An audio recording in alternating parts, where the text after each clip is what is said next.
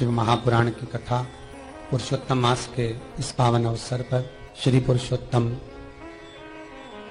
शिव महापुराण की कथा श्रवण करने का सौभाग्य अपन सभी को घर बैठे ऑनलाइन श्रवण करने को प्राप्त हुआ है। बटकेश्वर महादेव और पिपलेश्वर महादेव। पिपलेश्वर महादेव जिस जगह पर दधीची ऋषि की धर्म पत्नी सुवार्च के सम्मुख में दधीची ऋषि के प्राण देवता ले लेते हैं, अस्थियों का कंकाल हो जाते हैं दधीची बाबा। उनकी धर्म पत्नी रोती हुई अपने पेट पर पत्थर मारती है गर्भ को नष्ट करने के लिए। वहां शंकर भगवान प्रकट होते हैं पीपल के पेड़ के नीचे। शिव जी का नाम पिपलेश्वर महादेव हुआ। जो बालक पीपल के पेड़ के नीचे जन्मा उसका नाम पिपलाद हुआ। दो महादेव अपनी पुस्तिका में लिख कर रख लो, एक बटकेश्वर महादेव और एक पिपलेश्वर महादेव।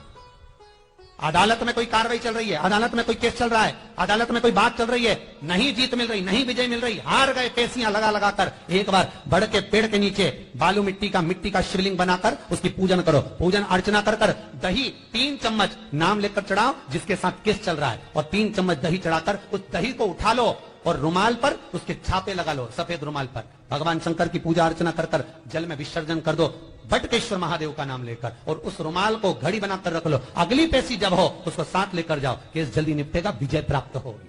मात्र 3 सोमवार करिए बटकेश्वर का स्मरण। उसी तरह पिपलेश्वर महादेव, कितनी भी बड़ी जिंदगी में रोग हो, चाहे कैंसर जैसा हो, लीवर हो, किडनी हो, कितना भी बड़ा रोग हो, भगवान पिपलेश्वर महादेव का स्मरण करिए। पीपल के पेड़ के नीचे शंकर भगवान के शिवलिंग का निर्माण कर कर उसकी पूजन अर्चना करिए, उस पर शहद चढ़ाइए। पीपल का वृक्ष, आंवले का वृक्ष, शमी का वृक्ष, बेलपत्र का वृक्ष, ये औषधि पूर्ण है महाराज। डॉक्टर ने कह दिया डायलिसिस कराना जरूरी है, तो एक बार इस शिव महापुराण का उपाय जरूर करना।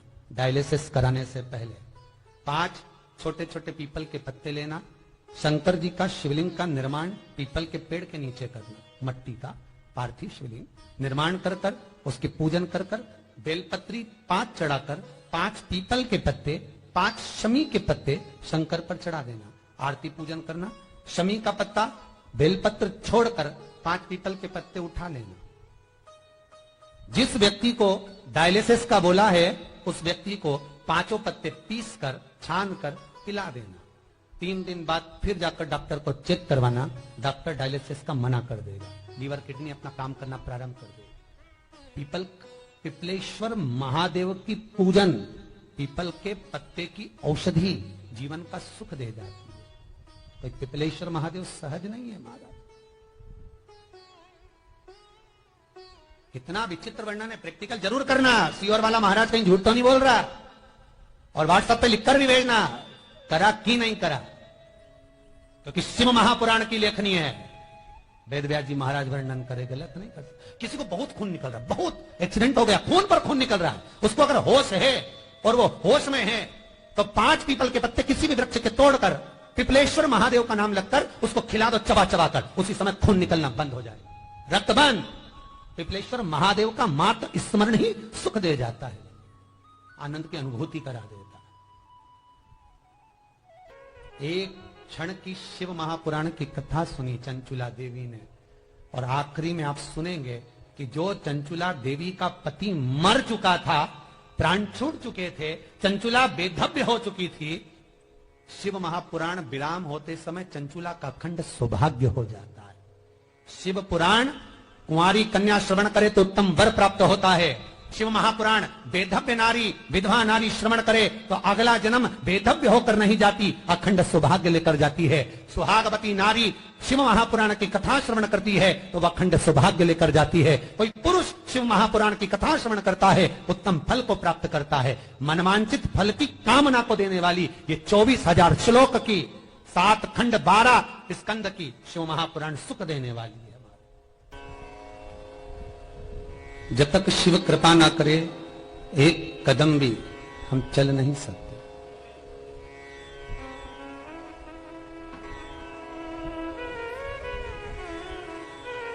बाबा ने कृपा करी, तब जाकर हम इस पावन कथा को श्रवण करने के लिए बैठे हैं।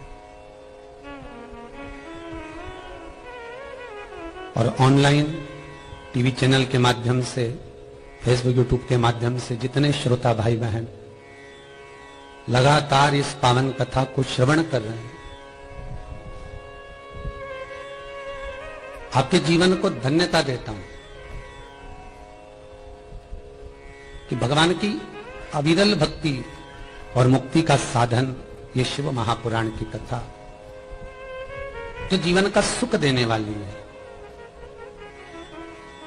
वो निरंतर आप सुनकर अपने जीवन को धन्य बना रहे हैं। 21,600 श्वास ये मनुष्य के शरीर से प्रतिदिन निकलती है और 21,600 श्वास का केवल एक ही स्वरूप होता है कि भगवत भजन में जीवात्मा लगे, कैसे भी रम जाए।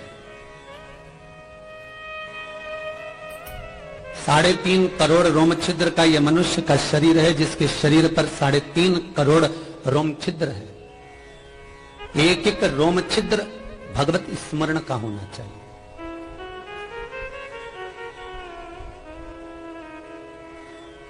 वेदव्यास जी महाराज जब श्री पाराशर बाबा के पास में पहुंचकर भगवान की अविरल भक्ति को प्राप्त करने की कथा का रसतत्व ग्रहण करते हैं, तो केवल उनकी चित्त वृत्ति में यही रहता है कि हम किसको भजें, हम किसका स्मरण करें,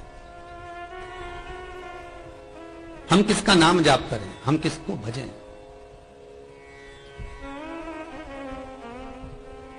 पर महाराज कि पापीड़ा रामुख से राम नहीं निकले, राम नहीं निकले रे श्याम नहीं निकले, वो कहीं जाने हरी भजना में जीवन गवाए दियो सजना। जो भगवान की भक्ति में डूबा ही नहीं, वो भगवान को प्राप्त कैसे कर सकता है?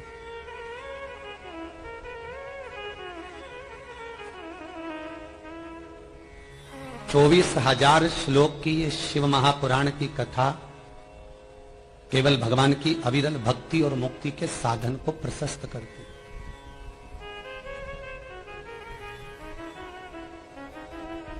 केवल भक्ति और मुक्ति को, और भक्ति और मुक्ति के साधन को जो प्रशस्त कर दे, अर्थात भक्ति के पथ से चलते चलते चलते चलते मुक्ति के पथ तक जो पहुंचा दे, वो शिव कथा, वो भगवान शंकर की पावन कथा। 2 कारणों से मनुष्य का जन्म हुआ है, पहले भी कथा में कहा, आज फिर कहें। एक भगवान का भजन करने के लिए और एक कर्म का भोग भोगने के लिए। हमें जो शरीर मिला है वो 2 कारणों से मिला, एक भजन करो और एक कर्म का भोग भोगो।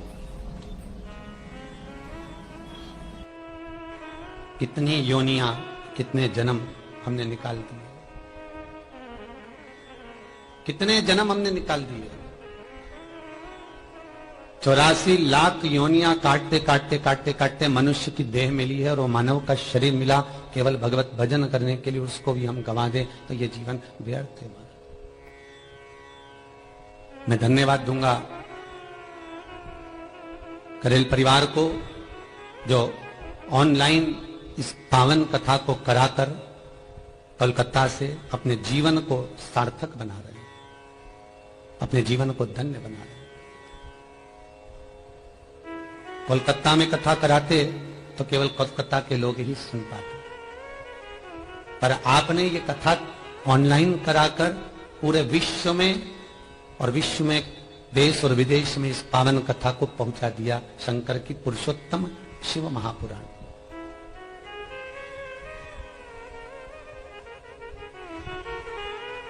ब्रह्मा, विष्णु और शिव, इन तीनों में कोई भेद नहीं है। इसलिए शंकर भगवान के शिवलिंग पर जो जल चढ़ता है उसमें 3 टेकियां होती, उसके ऊपर एक कलश रखा होता है, कलश में से बूंद बूंद पानी नीचे गिरता है। ब्रह्मा, विष्णु और महेश, जो बूंद बूंद पानी जमीन पर अर्थात भगवान शिव के ऊपर गिर रहा है, वो ये दर्शाता है कि ब्रह्मा, विष्णु और महेश हम तीनों एक है, हमें कोई भेद नहीं है। एक बार ब्रह्मा जी के मन में यह भेद आ गया था कि भगवान विष्णु बड़े हैं कि भगवान शिव बड़े हैं। एक बार भगवान विष्णु के गण और भगवान शंकर के गण दोनों में भेद हो गया था कि शिव बड़े कि भगवान विष्णु बड़े।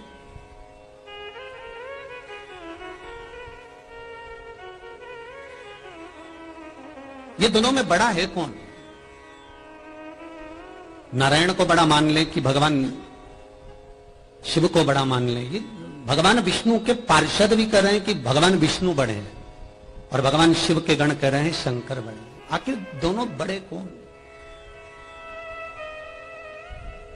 शिव महापुराण की उमा संहिता कहती है, संसार में जन्म लेने वाला मनुष्य हो चाहे देवलोक में रहने वाला देवता हो, जब देवताओं में अगर भेद उत्पन्न कर देता है तो वो देवता देवपद से वंचित हो जाता है। मृत्यु लोक में रहने वाला मानव, मृत्यु लोक में रहने वाला मनुष्य यदि भगवान में भेद करना प्रारंभ कर दे तो वो मनुष्य तत्व से वंचित हो जाता है। कितना सुंदर कहा है, राजा बलि के दरवाजे पर वामन भगवान भिक्षा मांगने के लिए आए।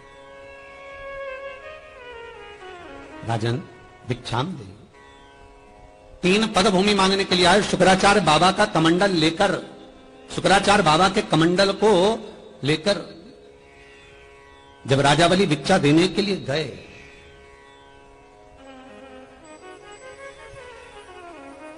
मात्र कमंडल को लेकर, और राजा बलि के सामने शुक्राचार्य जी कहते हैं तुम कमंडल लेकर कहां जा रहे हो? दरवाजे पर कोई भिक्षा मांगने आया है, ब्राह्मण का बालक है। शुक्राचार्य जी की बुद्धि ठनक गई कि ब्राह्मण का बच्चा हो चाहे बुढ़ा हो, थोड़े में तो काम चलता नहीं, और ये ब्राह्मण का बच्चा अगर 3 पग भूमि मांग रहा है तो ये ब्राह्मण का बालक नहीं होगा। जरा हमको चलकर देखने दो, हे कौन है? महाराज गए, 3 पग भूमि चाहिए हमको।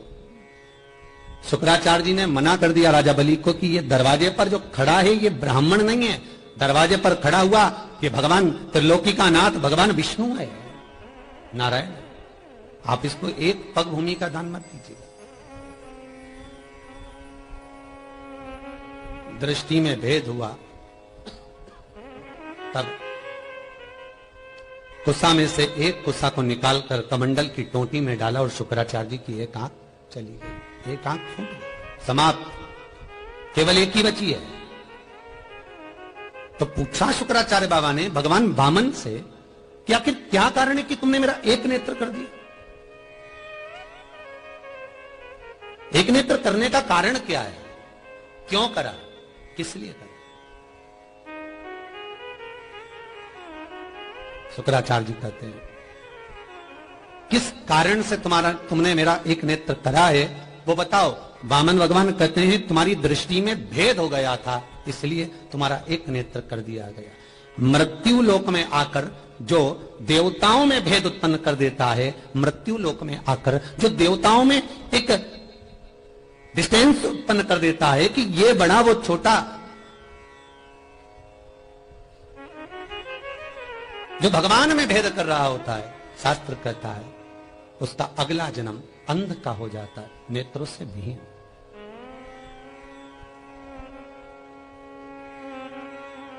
भगवान ब्रह्मा ने भी भेद उत्पन्न करा था, शिव बड़े कि विष्णु बड़े? भगवान विष्णु, भगवान विष्णु से ब्रह्मा करें तुम्हारे पिता कौन है? भगवान नारायण के मुख से निकल गया जो ये सृष्टि का संहार करता है, जो सृष्टि को निर्माण करने वाला है, जो सृष्टि का निराकरण करने वाला है, जो सृष्टि को संहारित भी कर सकता है, वो देव अधिदेव महादेव मेरा पिता है।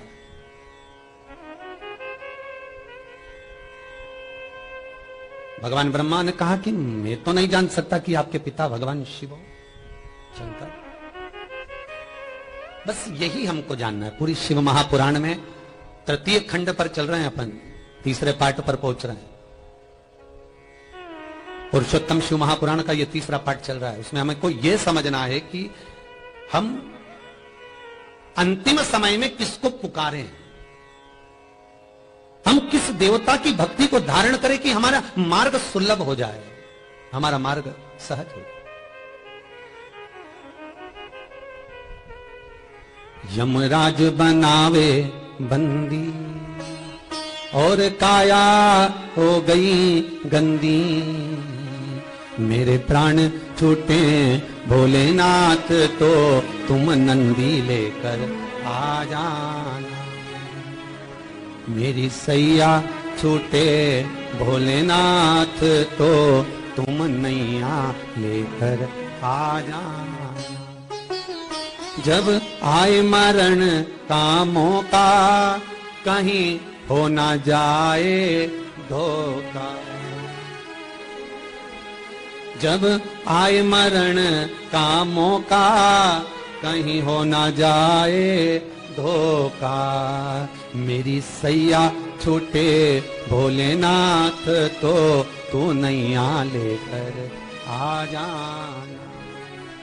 इतनी कृपा जरूर करना। है विश्वनाथ, है शंभु, हे त्रिकालदर्शी। माना हम कर्म का भोग भोग रहे हैं, माना हम प्रारब्ध को भोग रहे हैं। पहले भी कथा में कहा, फिर ध्यान देना। मत बुरे कर्म कर बंदे वरना पछताएगा। भगवान की आंखों से तू बच नहीं पाएगा, तू बच नहीं पाएगा। एक कैमरा दुकान पर लगा हुआ है। करें जी, आप क्या तो लगा होगा दुकान पर, लगा है?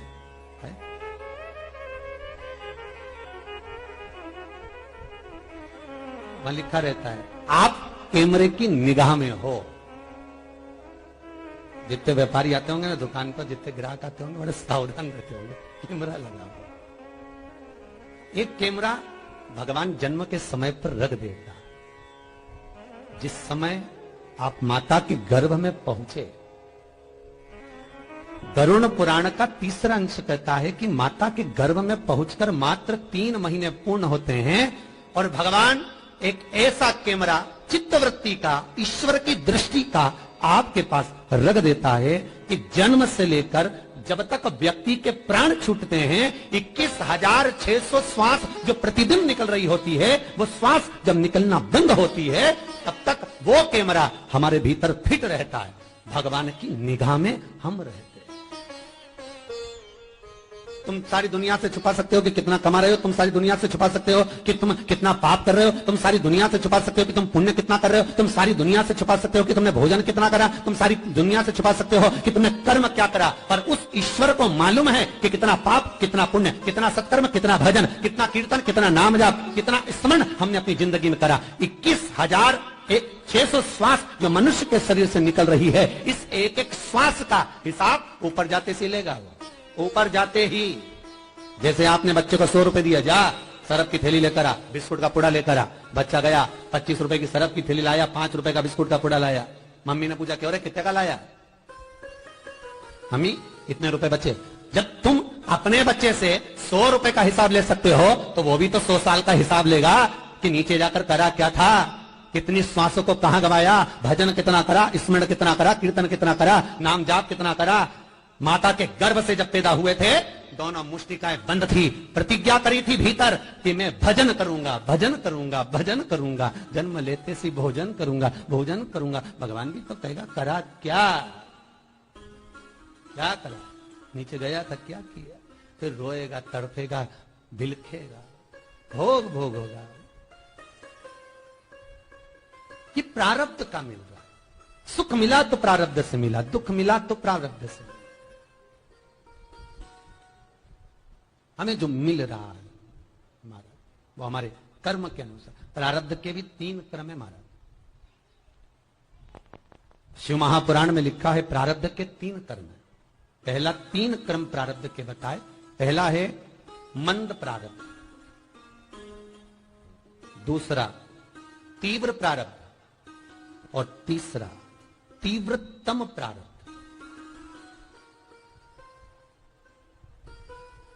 एक प्रारब्ध के अनुसार आपको जो पेट भरकर भोजन मिल रहा है, खूब डनलप के गद्दे पर सो रहे हो, एसी का रूम है, खूब बढ़िया गाड़ी का एंजॉय कर रहे हो, खूब घूम रहे फिर रहे, ये सारा जो सुख है ये हमारे प्रथम प्रारब्ध का फल है।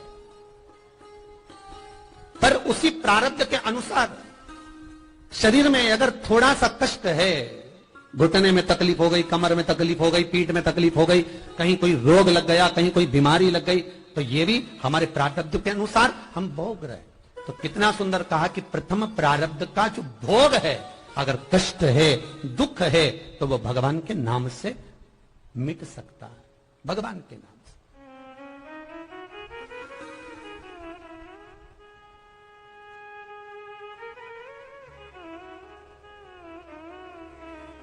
ये भगवान के नाम से प्रथम प्रारब्ध, सुख दुख का फल हमें मिल सकता। दूसरा जो प्रारब्ध है वो तीव्र प्रारब्ध है। अगर हमारे जीवन में बहुत कष्ट है, बहुत तकलीफें हैं, बहुत ज्यादा हम अपनी जिंदगी को दुखी हो चुके हैं, तो कहीं ना जाए। दशरथ जी के मन में दुख आया था कि मेरे घर में संतान नहीं, गुरु बाबा के चरणों में गए।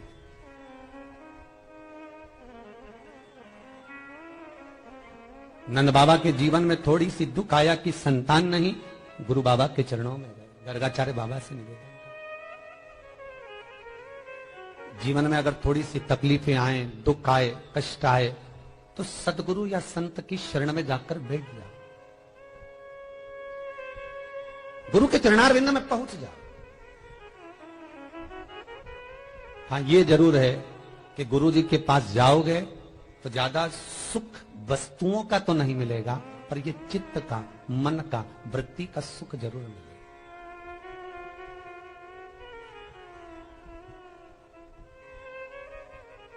करेल जी, लॉकडाउन के बाद में पहले जजमान हैं आप, जो कोलकाता से यहां कथा करवाने के लिए आए। पहले जजमान, इनको दिखाना जरूर भाई टीवी को, पहले जजमान है ये।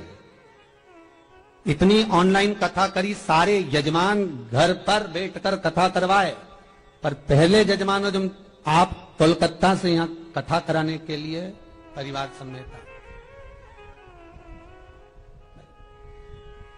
और सबसे बड़ा तो बात यह है कि इतनी व्यस्ततम जिंदगी में, इतना व्यस्ततम समय कि लोग अपनी दुकान छोड़ना पसंद ना करें, उस समय पर आप अपना इतना बड़ा व्यापार छोड़कर भगवान शिव की शरण में आकर बैठे हो।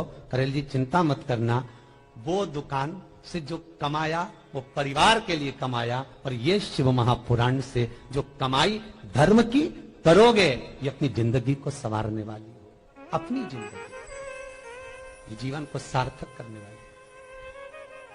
बड़ी मुश्किल से ये शरीर, इसका सदुपयोग करो। जीवन में दुख हो, तकलीफ हो, कष्ट हो, कहीं मत जाइए। किसी के पास जाकर अपने को रोना नहीं है। दुनिया के सामने जाकर कहोगे कि मुझे कष्ट है। अगर द्रौपदी के 5 पुत्र मरे और द्रौपदी किसी से कहती, भीम से कहती, अर्जुन से कहती, नकुल सहदेव से कहती, तो बात दूसरी होती। द्रौपदी के जब 5 पुत्र मरे तो द्रौपदी ने जाकर भगवान कृष्ण से कहा, ए कन्हैया, मेरे 5 पुत्र मर गए हैं। भगवान कृष्ण ने भीम और अर्जुन को भेजा, जाओ जरा जाकर देखो हुआ क्या है द्रौपदी को। जाकर मालूम पड़ा कि द्रौपदी के 5 पुत्रों का वध उस अश्वत्थामा ने कर दिया। अश्वत्थामा को पकड़कर लाकर खड़ा करा और भीम से कहा, भीम ने तुरंत द्रौपदी से कहा, ले द्रौपदी यह तलवार ले और अश्वत्थामा का सिर काट दे। द्रौपदी इतनी चतुर थी, इतनी विद्वान थी, इतनी चतुर, बस जिंदगी में उसने एक ही गलती करी थी, उसके बाद कोई गलती नहीं करी। एक गलती द्रौपदी कर गई थी, जब ब्राह्मण के घर में पैदा हुई थी द्रौपदी। पूर्व में जब ब्राह्मण की कन्या थी और पिताजी ने कहा था, बेटा किसी की सेवा करना तो कुछ मांगना मत। द्रौपदी ने एक ही गलती करी थी कि ब्राह्मण की सेवा करने के बाद ब्राह्मण से कह दिया, ब्राह्मण ने कहा मांग बेटा तुझे क्या चाहिए। उस द्रौपदी ने ब्राह्मण के कुल में जब जन्म लिया था तो कह दिया था, बस इतनी कृपा करना, अगला मेरा जन्म हो तो मुझे सुंदर पति मिले, विद्वान पति मिले, धैर्यवान पति मिले, ज्ञानवान पति मिले, अति वीर पति मिले। 5 बार द्रौपदी के मुख से निकल गया कि ऐसा पति मिले, और संतों ने कह दिया जितनी बार बोली अगले जन्म में उतने ही पति मिले, जा। इसलिए निवेदन है, भगवान के सामने जाकर कहना भी मत ही। अगर एक बात कह दो तो दूसरी बार मत कहना। कई कई माताओं की आदत रहती, भगवान से कहती छोरा दे दो, छोरा दे दो। भगवान के बोले 2 बार बोली जा जोड़ मां, अब 3 बार बोली तो तिड़ मां। एक बार हमने अखबार में देखा था तो किसी की एक न्यूज आई थी कि किसी माता को 5-6 बच्चे हुए ना, 5 बच्चे हुए, ऐसे न्यूज में था भैया, तुमने भी सुना होगा कलकत्ता में 5 बच्चे हुए। तो बच्चे लोग पूछे थे, गुरुजी ये कैसे हो गया। हमने कहा कुछ नहीं हुआ, मंदिर में शंकर जी के जाके की होगी, बच्चा दे दो, बच्चा दे दो, बच्चा। 5 बार बोली इसलिए 5 हो गए, मांगा जैसा वैसा मिला है। सोच समझ कर मांगो। कितना सुंदर वर्णन है भाई, यहाँ तो शिव महापुराण की कथा कह रही है। मांगो तो विचार कर कर मांगो। एक सेठ, सेठानी और एक छोरा शंकर जी के मंदिर में पहुंच गए और भगवान शंकर के मंदिर में जाकर उन्होंने एक लोटा उठा लिया। शंकर जी के मंदिर एक ही लोटा था पानी का, एक कलश, इनने उठा लिया। अब उठाकर पत्नी के पहले मैं जल चढ़ाऊंगी, पति के पहले मैं चढ़ाऊंगा, छोरा के पहले मैं जल चढ़ाऊंगा, और तीनों नीचे शंकर जी की पिंडी और ऊपर झगड़ रहा है। पत्नी इधर खींचे, पति इधर खींचे, बेटा उधर खींचे, पहले पानी में चढ़ाऊं, पहले पानी में चढ़ाऊं, और तीनों झगड़ रहा है। और इतने में लोटा भरा भराया पानी का शंकर के शिवलिंग पे गिर गया। जैसे शिवलिंग पे गिरा इन्होंने वापिस उठाया। अब शंकर जी के शिवलिंग पे तो गिर गया, पर ऊपर माता पार्वती शंकर जी को माला पिनाने के लिए जैसे ही गई तो कैलाश पर्वत पे क्या देखती है कि शंकर भगवान के सिर पे एक अच्छा बड़ा सा गुम्मा पड़ा था। अच्छा जोरदार गुम्मा, जोरदार गुम्मा शिव के सिर पर पड़ा हुआ। पार्वती जी ने माला पिनाते पिनाते पूछा, भोलेनाथ ये शिवलिंग कहां से आ गया? शंकर भगवान बोले शिवलिंग नहीं है, एक सेठ सेठानी और बच्चा जल चढ़ा रहे नीचे, तो ऐसा जल चढ़ा रहे। शंकर भगवान बोले पति के मैं चढ़ाऊं, पत्नी के मैं चढ़ाऊं, बेटा के मैं चढ़ाऊं। इतने में पूरा पानी लोटा समेत मुझ पर फेंक दिया। पार्वती जी बोली सब सेवा बाद में, पहले उन तीनों के पास जाओ और आशीर्वाद दे के आओ। शंकर भगवान बोले सिर फोड़ दिया, तू क्या आशीर्वाद दे के आओ? उन्होंने सिर फोड़ दिया और तू तेरी आशीर्वाद दे के आओ? पार्वती जी बोली ऐसे भगत दुनिया में बहुत कम मिलते हैं, जाओ जरा, अभी तो सिर ही फोड़ा है, एक आध बार और दम के मार दिया तो हो गया कल्याण सीताराम। जाओ आशीर्वाद दे दो, आशीर्वाद दे दोगे तो अगली बार नहीं आएंगे, इनका पीछा छुड़ाओ, एक बार देखे। तुरंत भगवान भोलेनाथ प्रकट हो गए। मांग तुझे क्या चाहिए? इतने में पत्नी ने पति को कोनी मार के कहा शंकर जी आए, इतने समय सोमवार आते रहे और सोमवार पानी चढ़ाया कभी नहीं आए, आज आए भोलेनाथ। प्रभु आप? शंकर जी बोले हाँ। प्रभु इतने सालों से तो कभी नहीं आए? शंकर जी बोले हाँ, बस क्या बताएं, पूछो मत, इतने सालों से तो कभी आप नहीं दिखे। शंकर भगवान बोले बस नहीं आना हुआ, अब क्या बताएं, तुम तो मांग लो, तुम तीनों को क्या चाहिए? पत्नी बोली सबसे पहले मांगू, पति बोला मैं मांगू, छोरा बोले मैं मांगू, तीनों झगड़ रहे। शंकर भगवान बोले लेडीज फर्स्ट, पहले तुम मांगो। पत्नी ने सोचा भगवान मांगू क्या, पहली बार तो भोलानाथ मिला, अब मांगू तो मांगू क्या। बहुत देर तक सोचती रही, फिर बाद में बोली मेरे मन में ऐसा विचार आ रहा है कि मेरी उम्र हो गई 85 साल की, तो मेरा मन ये है कि तुम मुझे 16 साल की बना दो। शंकर भगवान बोले तथास्तु। अब इसको बना दिया 16 साल की। अब इसको 16 साल की बनाया तो ये तो जो बुढ़ा पति था 95 का, उसको चोटी घुमा घुमा के चिढ़ा रही कि मैं तो 16 की हो। अब कहीं लहंगा हिलाए, कहीं चोटी हिलाए और पति को चिढ़ाए। अब पति को ऐसा गुस्सा है कि कांटे के बराबर खून नहीं, कहीं ये लहंगा हिलाए, कहीं चोटी हिलाए, कहीं नेन मटका, पति को बड़ा गुस्सा है। शंकर भगवान ने बोला तुम्हारा नंबर, मांग लो, तुम्हें क्या चाहिए? भोलेनाथ जी क्या चाहिए, क्या मांगू? इसको कुतिया बना दो, तुम तो इसको कुतिया बना दो। भोलेनाथ जी बोले तथास्तु। अब बेटे का बारी है। बेटे से शंकर भगवान बोले बेटा, घर का एक बेटा ही ऐसा होता है जो पूरे कुल को तार देता। अब तेरे ही हाथ में बचा है बेटा, इन दोनों के व्रत तो दोनों के खल्लास हो गए, समाप्त हो गए, तू ही बचा है। अब तुझे जो मांगना है मांग ले। इतने में बेटा बोला भोलेनाथ क्या मांगू? जो जैसा था उसको वैसा ही कर दो तुम।